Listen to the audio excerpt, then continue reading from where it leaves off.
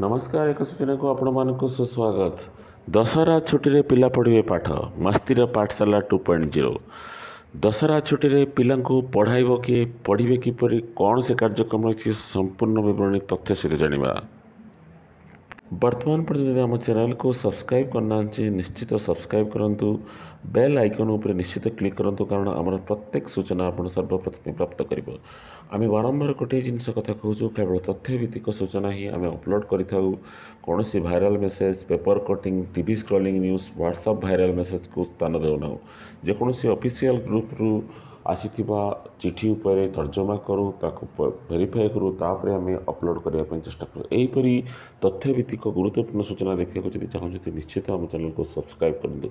चलतु संपूर्ण विवरणी जाना मस्तीर पाठशाला 2.0 संपर्क में। देखो असेपा तरफ डीओ समस्त डीओ को जारी कर चिठी।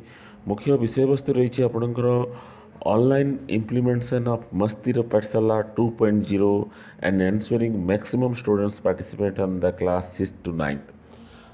षष्ठ श्रेणी नवम श्रेणी पर्यंत समस्त छात्र छात्री मस्तीर पाठशाला 2.0 रे भाग नेबा को कहुई।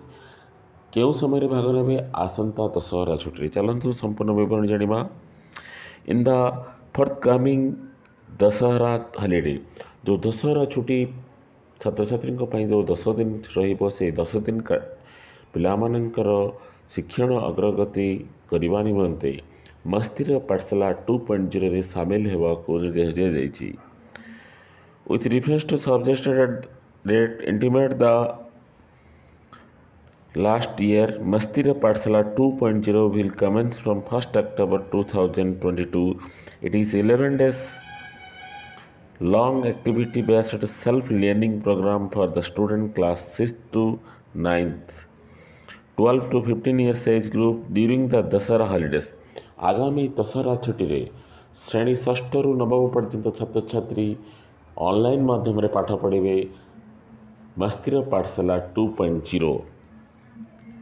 तो एथिपाई छात्र छात्री मानक कौन करने को पड़ो एंड इकोसिस्टम ग्लोबल वार्मिंग क्यों विषय पाठ पढ़े on the environment ecosystem global warming digital literacy life skills mental health etc..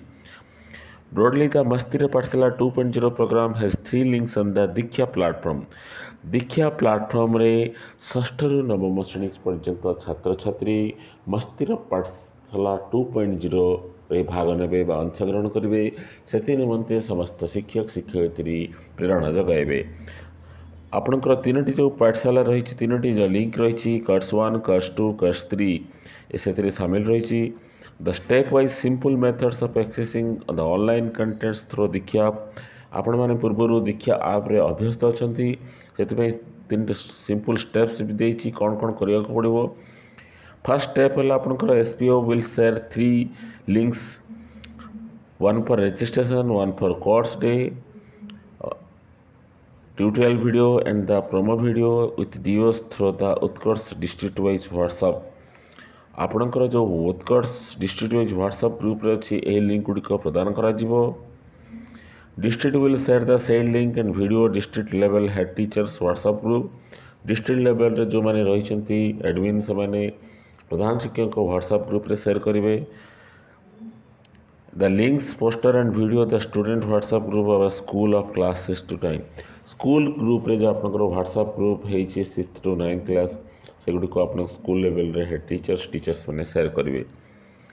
And subject teachers will encourage students to start self registration on Diksha platform immediately so as to be complete by 1st October 2022 so that the students can actively participate in Mastira Pathshala 2.0।